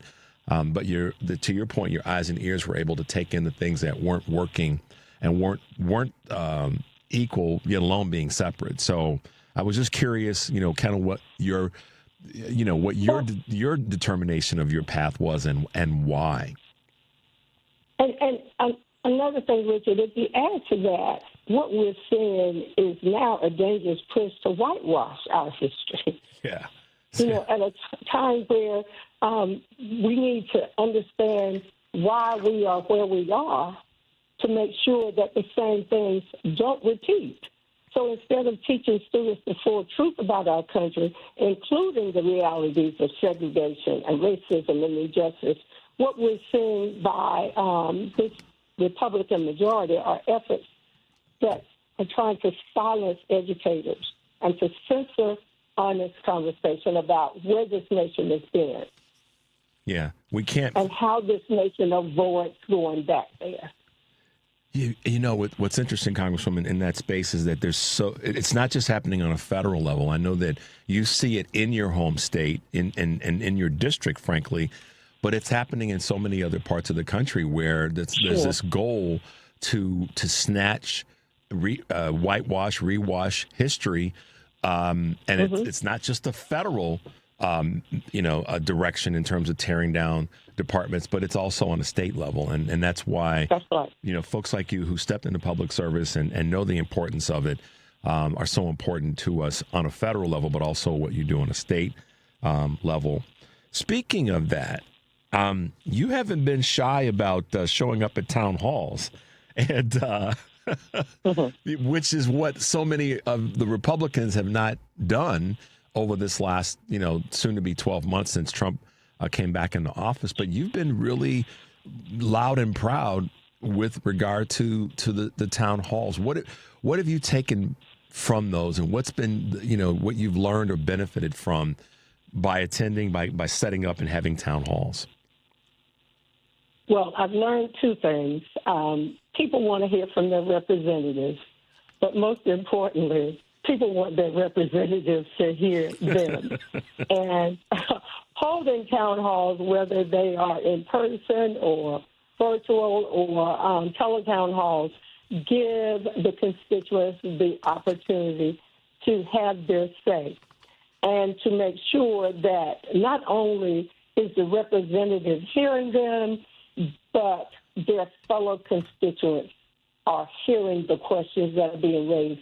Because I think what we all know is that in any situation, there is always one or two people who are willing to stand up and speak out, but there are also folk who want to know, but they're not so courageous, if you will, to stand up. And so they get a chance to have a question raised that they would have asked if they had the ability to stand up and ask that question. And I think that it gives us the opportunity to understand whether or not we're actually representing the values of the people whom we serve, or if it's just something in our heads where we think this is what people want me to do, this is what people want me to say. No, a town hall gives you the opportunity to find out exactly what they want you to do, what they want you to know, and what they want you to say on their behalf. Yeah, and it doesn't take courage of the politician to show up, because that's part of what you signed up for, and I know you know that. But I love your point about the ones who may not be. They showed up at the meeting because they feel they need to be there, but they're not necessarily going to be the one to raise their hand or the one to go to the microphone and speak. But they are the benefactors of someone else that does do that. And I think, maybe I'm wrong, but I think that what that also does is you never know who's in the audience that just needed to hear that people were talking about these important topics, and they suddenly become the ones that are participating in the process again. Because when you think about the national election last year, and I talk about this often on my show, 89 million people did not vote. We don't know that five of those people in the audience of 100 people were part of that 89 million, and coming to that town hall gives them. Does that make any sense? Absolutely. Yeah. So let me ask you this question: you've got a big Senate race in North Carolina, and I'm not asking you to pick favorites or anything like that, but I said earlier in the show today, because I ran down the top 10 Senate races in the country, places where we've got to hold, places where we've got to win, and then places that we could flip some things in the state. And Tom Tillis's seat is one of those, and former Governor Roy Cooper is stepping into the fray. He's a big name as former Governor Cooper. He's one that got a lot of things done in the state. How do you feel he will fare in this Senate race?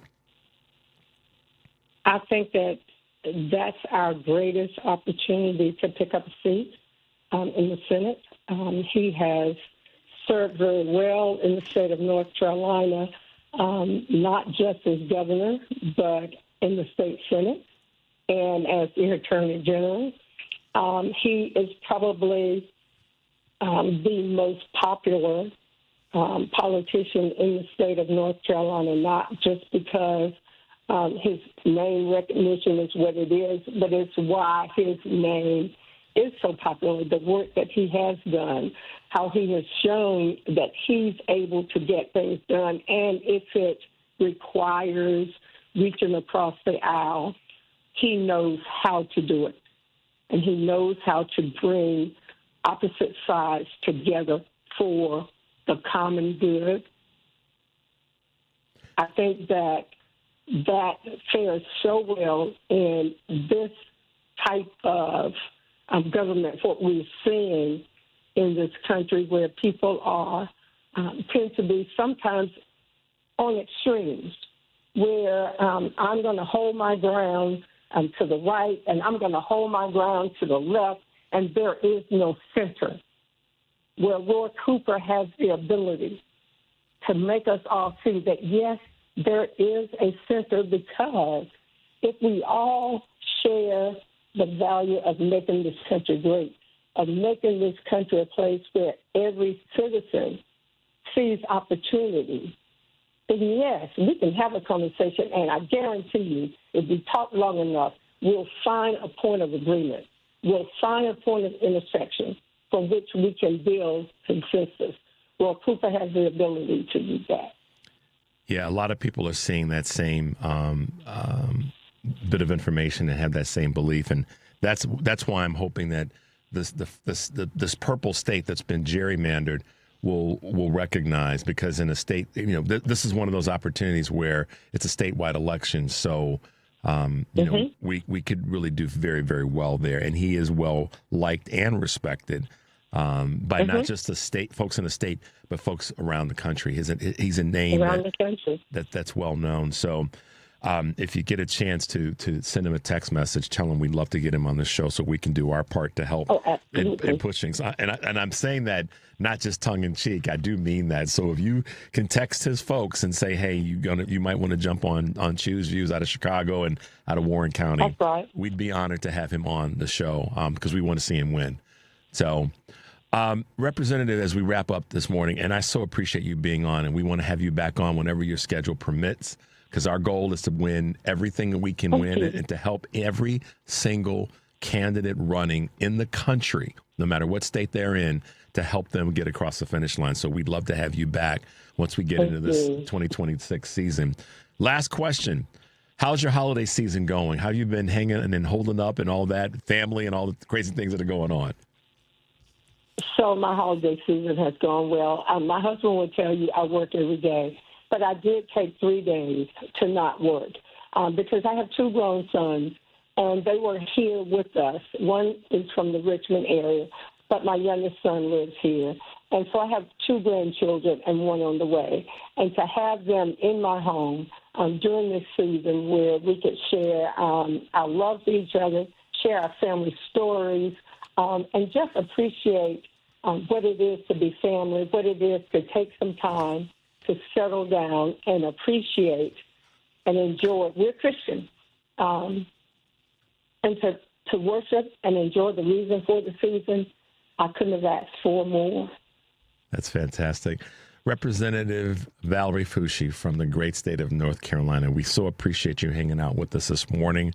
We'd love to have you back on the show again when we get into 2026 because we know it's going to be a heavy election season, and anything we can do to help you win, help the state folks there win, Rodney Pierce, Pastor Gaillard, and of course, Roy Cooper. We want to be here to be a resource to help you in those elections. So we look forward to having you back and that whole team back when we can. So thank you so much for being with us this morning. Thank you so much, Richard. It has truly been an honor and a pleasure. Be safe. We'll talk with you soon, and Happy New Year, okay? Thank you. All right. Bye-bye now. Devin, let's take a quick break. The number is 773-763-9278. You're listening to Choose Views on WCPT AM 820 in Chicago, WARR 1520 AM and 103.5 FM from Warren County, North Carolina. I'm Richard Chu. We'll be right back. Jose and Laura came to Brookfield Tax Planning worried about their taxes. After their free, no-obligation tax reduction review, they discovered they'd been overpaying $8,100 every year for 28 years. That's $227,000 of hard-earned money gone forever. Why? Jose and Laura's financial advisor did nothing to reduce their taxes, and their accountant records history after the year ends when it's too late to use legal, proactive tax reduction strategies for business owners and retirees. 94% of Brookfield's clients discover they've wasted thousands for years due to passive advisors.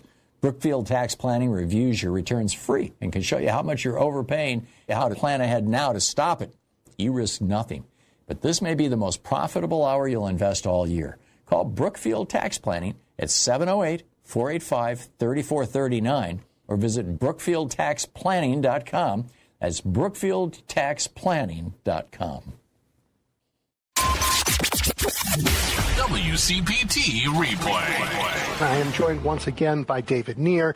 He is the publisher of The Down Ballot. The polling of the Democratic Party, the favorability of the Democratic Party, obviously is in the dumps. But the reason why is because Democratic voters are unhappy with the Democratic Party. You know, Republicans are always going to give the Democratic Party a bad rating. But the really interesting thing is that when the choice is between someone you're pissed at for not doing better, in other words, Democratic voters' views of the Democratic Party, and the guys wrecking the country, you're going to still go with the Democrats, even if you're not particularly feeling that warm about them. 2026 is going to be a referendum in the biggest possible way on the GOP and Trump. And I think the important thing for Democrats to do is just keep the focus on Republicans and Trump. Keep listening to WCPT 820 because facts matter. You're listening to WCPT 820. Here's the latest Chicago weather update. From the Weatherology Weather Center, I'm meteorologist Paul Trombley. Chance of snow today. Otherwise, cloudy skies expected. Daytime highs approaching 25. Westerly winds 8 to 15 miles per hour. Cloudy skies expected again tonight. Snow likely. Lows dip down to about 25. Snow likely tomorrow. Daytime highs approaching 32. Overcast skies. 1 to 2 inches of snow today through tomorrow night. That's your latest Chicago weather update. Right now, it's 11 degrees. You're listening to WCPT 820 because facts matter. Welcome back to Choose Views with Richard Chew. Hey, guys, welcome back to the show. Thanks for being with us. Okay, make sure you are following Representative Valerie Foushee out of North Carolina. She's a voice that we've got to support, and we've got to get behind what she's doing, just like we are going to get behind Roy Cooper in his bid for Senate in North Carolina.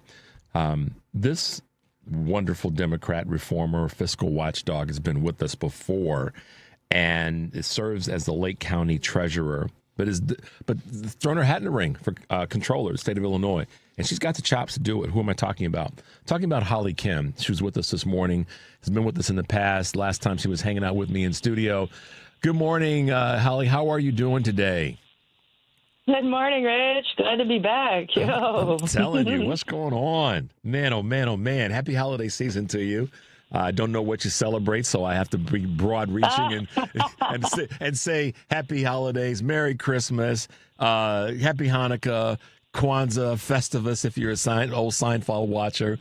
But I hope your season is going well. That's right. Yeah, it's going great. You know, what's funny is I was like to the campaign manager, I was like, oh, so I got like a week off, right? I was just joking, dude. I love pulling strings. And they're like, absolutely not. So I took a picture of us working the day after Christmas in the campaign office. It's a great, we have a great team. That's cool. How's your family doing? Everybody doing good? Yeah, family's doing great. We had a nice low-key Christmas. The day before, we went to dim sum with my parents. And, you know, when I'm in town, I love being, like, spoiled by my parents with their food. You know, that's like a thing. So, man, that crosses all cultural lines. I mean, that's the phrase that I'm sure you've seen a lot on social media of late is when someone is really down with another culture, particularly their food, you've seen the phrase that person gets invited to the picnic. But that crosses all cultural lines, and you know exactly what I'm talking about. But there's nothing like rolling into mom's house or auntie's house or the older cousin that can really throw down in the kitchen and having him or her put that plate in front of you. There's nothing like that feeling. So good for you. Yeah, that's how they show love, you know, the older generation. Yeah. They show love by just feeding you until you're stuffed to the gills. Yeah, you can't get up from the table. You're like, okay, I got to put some more. Because you think you're done, right? And then they say, oh, Holly, Richard, come back in for more. You're like, Grandma, Auntie, I'm good for now. Rich knows it. It's like a struggle and a love. I mean, that's how they show their love. Save some room for the dessert. It's their love language. It's their love language. Yes, it is. Yes, it is. So how is your campaign going? I know you've been busy as hell these last few months. Just, you've been all over the state. Every time I look up, I'm like, because, I follow you. And I'm like, okay, there she is again. But you've been all over the state, Carbondale, up and down the state. How is your campaign going? What have been some of, as I asked 2 questions, what have been some of the things you pulled from people that you've met where you go, get back in the car and go, damn, I didn't realize that, or I didn't know that. Do you know what I'm saying? Mm-hmm. Yeah. So the campaign is going great. I would encourage anyone who's listening to follow me on social media. I'm on all the platforms at @ Vote for Holly Kim. That's Facebook, Insta, what do we have? Snapchat. I don't know. We have every TikTok. We even have a TikTok. I got to say, it's a banging TikTok. Please do follow it. We have content on our TikTok that never makes it to Facebook. That's like the small filter. and a lot of it, most of it, I make myself. And so you get to see the whole state of Illinois from my eyes, my lens. And, dude, I love people. That's, my gift is, I love, growing up with a dad who was not only chamber president, but, JC's president. I grew up volunteering and being very civic. So I connect really well with people, all over the state. Doesn't matter the demographic. We've all been through, similar struggles and all that. I had a kid in college, and when I tell that story, there are people who've come up to me after my speeches going, I also had a kid in college, or, I remember what it was like to, use WIC and be on the All Kids program, all that kind of stuff, and use Head Start. And so there's a lot of commonality all across the state of Illinois. The campaign's going great. I got to tell you, we're definitely outworking any of our opponents. You're absolutely right. I don't see much of them on the trail. When I do go to Southern, Central, we got Metro East, all the way in Joe Davies at Galena. What I hear the most, when I go around in person is that they largely feel forgotten, that there's not a lot of representation from any sort of government that comes to visit them. I listen to their concerns, what they're worried about, and a lot of it's jobs, economy related.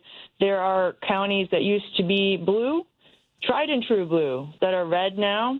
And there are some that are towns that I've been to completely dilapidating, and the jobs are gone, and they're what can anyone in government office, right, especially you, the state controller, what can you do to help our economy? And it's questions like that, to be honest, that I get the most. Mm-hmm. So can we get, do you think, Holly, I think I know your answer, but you probably have an answer that's got some strategy to it. Those areas that used to be true blue, as you just defined them, can we get them back to being purple, or even blue? Oh, heck yeah.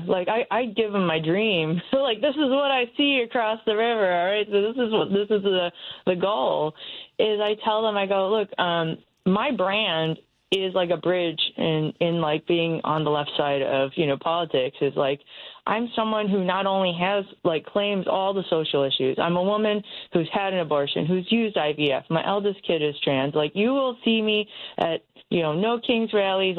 I'm standing up for rights, and I started 2 rapid response teams. Okay. So I'm out there with our social issues. I go, however, I also hunt and I fish, right? Mm-hmm. I'm also Christian left in a way that, is about mercy, welcoming the stranger. I don't use it to hate. And I think it would be good for people to see that kind of existence, all over the state. I can win the red areas. In Lake County, Illinois, I'm the highest crossover vote getter.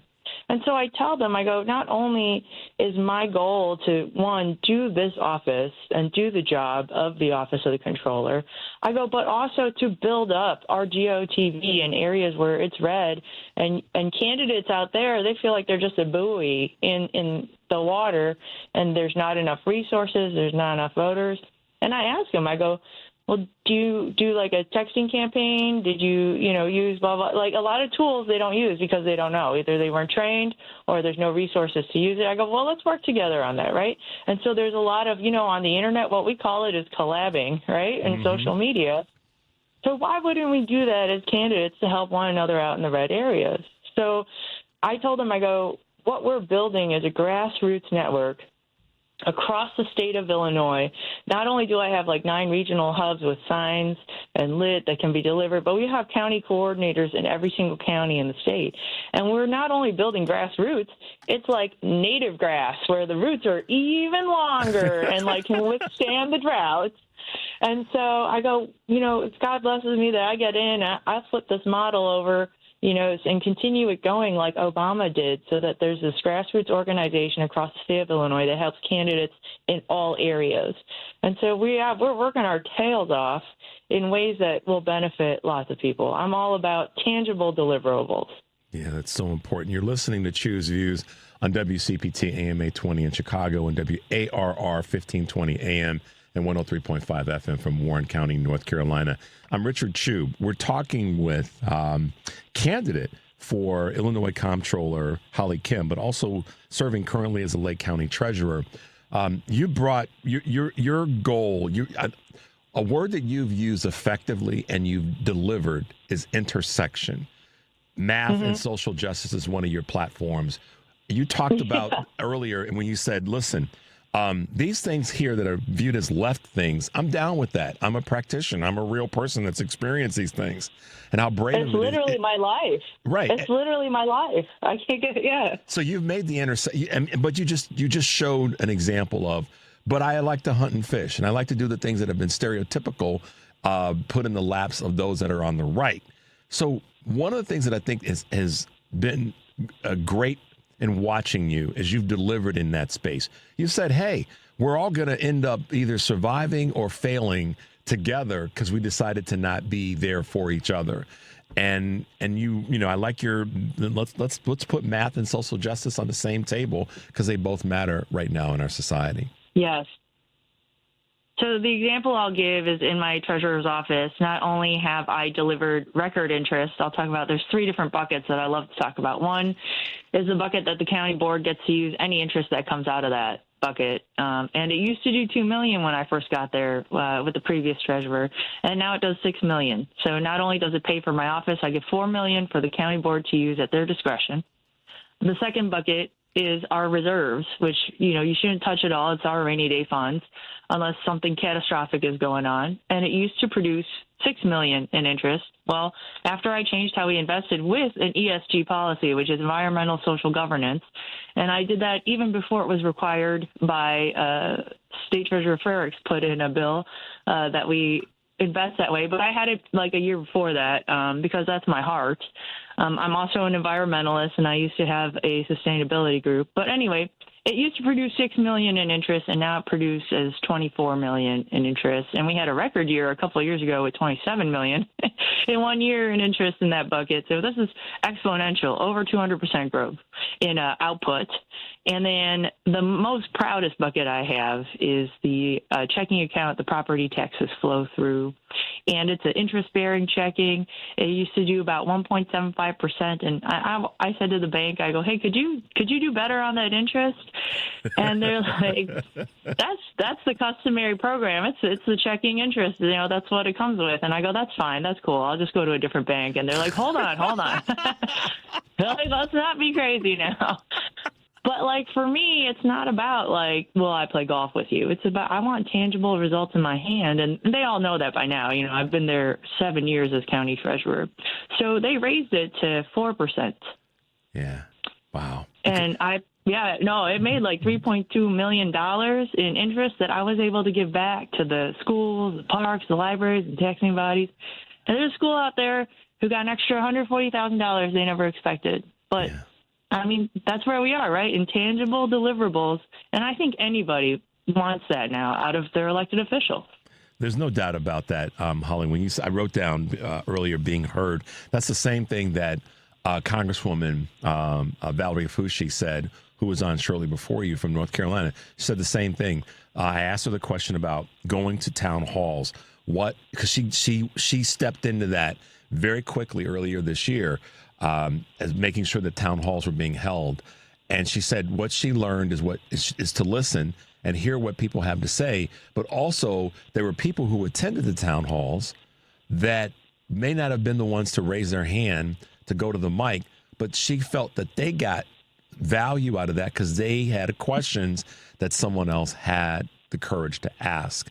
And so you've been a big proponent of that as well, which is why, again, I follow you. So that's why I said it's great to see you're showing up everywhere in the state. It's a statewide office, so you have to do that because you're representing so many people. So good on you. I mean, I gotta. Well, that's the thing too. If you're gonna run for statewide office, go around the state, right? Or what are you doing? Come on.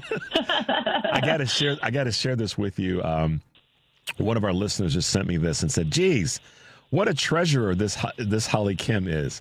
So great to hear her articulate passion and background in being civically active." What a great compliment from one of our listeners. That comes from one of our listeners, Sal, who said, "Yeah, I mean, this is thank you, Sal. Yeah, thank you, Sal, for that. I didn't mean to talk Holly, but okay." You've been we're just over talking each other the whole time. Don't worry about it. It's like a podcast. We've done that before, haven't we? When we get excited, I do. And you know what? You're absolutely right. It's about crowdsourcing. So I live on the internet, which means also uniquely as a candidate for elected office, I can live stream. I can go on podcasts. I mean, you and I, we could talk for 5 hours, and I can do explanation videos. Some of the best ideas come from the people if we're willing to listen. And there was a customer who came in, one of the someone paying their property taxes for a mobile home, and he's like, "I want to speak to the treasurer." And I came out. I'm like, "Hey, what's up?" And he's like talking about this issue about how he couldn't pay the principal on his mobile home taxes because the late fees keep accruing. And he comes in to pay, he chips away at the late fee, but he never gets to the principal. And he's like, "I'm just forever paying late fees, and I can never pay the principal in order for it to stop." Well, I looked into it, and he's right. Like 200. So mobile home penalties, when you pay late, could be up to 200% of your tax bill. So disproportionate to anyone else with a regular home, by the way. So I asked my state rep, and he ran a bill that was like, even if you pay your mobile home taxes late, it will never be more than half the bill. That's what the bill said. And we ran it. I got to tell you, all the county treasurers fought me on it. The association fought me on it, but we got it passed by one vote, and JB signed it. And so Lake County right now is the only county with that relief on our mobile home residents. But it was the idea of the people, and I love that. They're very smart. They're not going to, some people, they're never going to run for office. It's not in them. But that doesn't mean that, their ideas are worth any less. I love hearing ideas from the community. Well, I mean, that's one of your superpowers. Is that's why I keep coming back to you. You've been all over the place, and that's a great thing because you're trying to get as much data as you can to be able to then have the ability to come up with ideas or further ideas that you already have that are winnable, that are gettable, that are implementable. We're using these big words this morning, y'all, but it's all about delivering to the people who tell you, Ken, this is what we want to have happen. Which kind of leads me to a question that, and there's so much more for us to talk about, which is why you got to put it on your calendar. That we got to have you back as we get into 2026. I will. We'll do something more frequently because people that are listening are saying, I'm getting these responses. We love her energy. We love her passion, and so we want to make sure that we're highlighting that as much as we can for you. But Holly, let me ask you this question, and I'm not that person, and you know this about me by now. I don't ask the gotcha question or the one that's going to cause some turmoil and chaos and garbage. But you've got. Oh, it's okay. I live stream. Everyone asks. No, I know. Things all the time. You've got some. But I know you. Yeah. You've got some folks that you're running against, and I want to ask you this question. It's a broad question, and you can deliver the specifics. What is it that, in your mind, separates you from the other candidates? And I wanted to take that approach rather than saying, let's talk negatively about the other people. But no. Plus that's not in me anyway to do it that way. Yeah, no, I know that. So tell us what separates you in your mind from the other folks that you're running against. Yeah, so basically, all the listeners are the Shark Tank, and I'm pitching to the sharks. My response is get you a girl who can do both, right? And that's me. It's like, why would we not take someone who's been involved for over a decade in social justice? Like, I've taught Know Your Rights classes back like 13 years ago when I was a village trustee, and taught people their rights, and even classes like how to protest, how to appeal your assessment, and I even taught people how to run for office. So I've just been very civically engaged. Get you a gal who could do both, not only be an activist, because I am, I just have a restless heart and I can't turn it off, but there's the financial side. I'm the only one running who's already doing the controller job out of all 5 people who are running. I manage billions of dollars with a B every single day.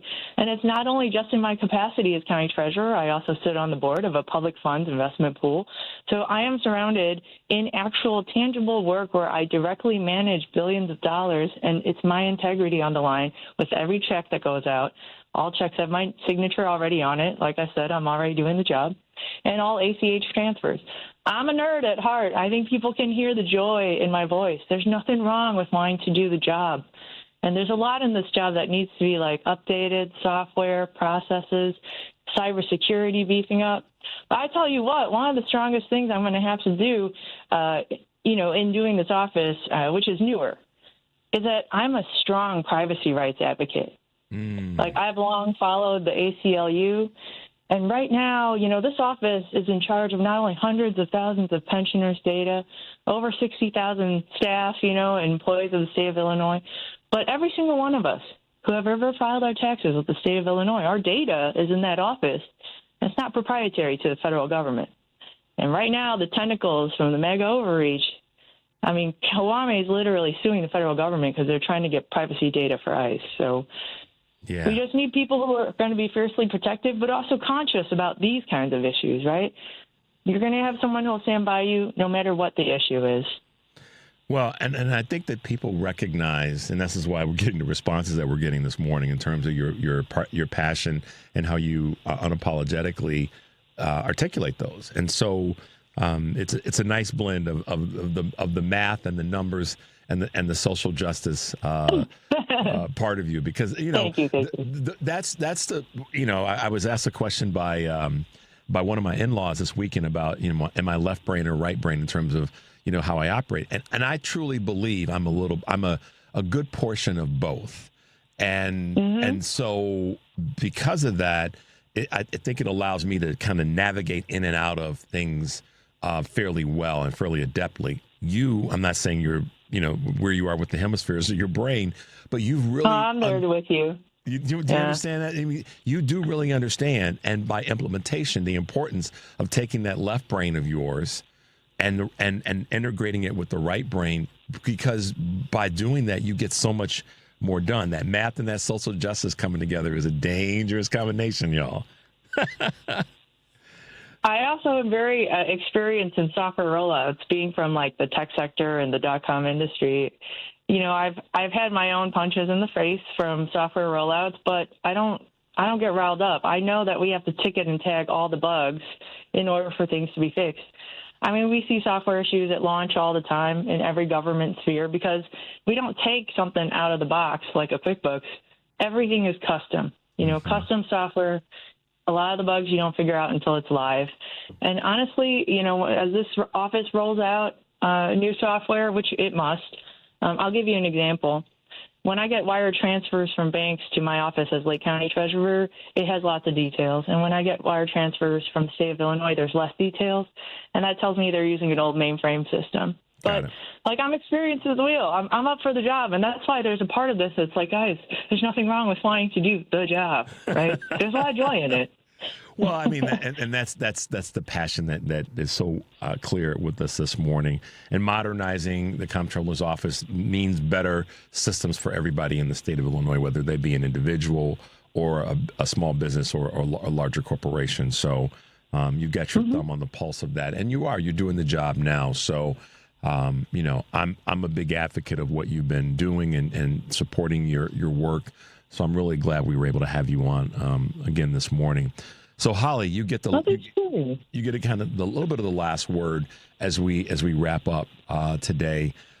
Two things. One, What was a highlight for you in 2025 that you can reach back and go, yeah, that was definitely a highlight for the year? And then 2, as we go forward and we go into 2026, how folks can find you and what your wishes are for people as we go into the next year.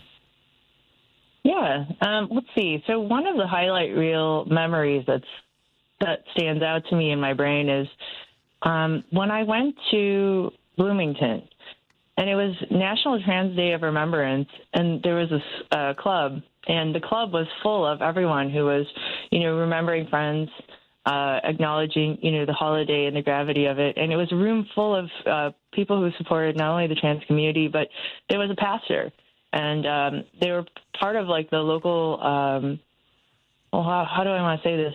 It was pastors who, I think they were also trans, but the situation, like, really in my brain, like, it was like one hand holding another hand. And I was like, here we have the trans community, and here we have, like, a Christian community, and it's all together in one place. And this is what I'm talking about. Like, this is, I think a lot of times we as, either Dems or left-leaning, like, what it is a lot of the Republicans try to fashion our bullet points in what we are and pigeonhole it. And then what's strange is sometimes our own will eat that with a spoon and regurgitate it out their mouths. And I'm like, we are not pigeonholed. Okay? We are a whole spectrum of all different kinds of progressive people. And you can't pigeonhole us like that. And I especially don't expect you to be giving Republican bullet points out of your mouth kind of a thing. I just want to let you know that it is a broad prism and a spectrum out there. And it's so heartening to me that when community can get together, right? Because there is a big, broad community of us out there. 30 seconds for 2026. Yeah, go ahead. Hey, for 2026, I'm going to lean into my Korean American side here and say I wish everyone happiness, health, love, and family for the year 2026, and blessings on you. That's all I want. Holly Kim, y'all, thanks for hanging with us this morning. Happy holiday to you, and look forward to having you back with us on the show in 2026. Sound good? Have a great day, everybody. Talk to you soon. Bye-bye. She is such a amazing ball of energy, and she's spot on. Thanks, guys, for hanging with us this morning. Thanks to Congresswoman Valerie Foushee for hanging with us. Thanks to you guys. Thanks to my man Kurt Herner for giving us a shout. As always, guys, take a deep breath and make your life count. We'll see you tomorrow.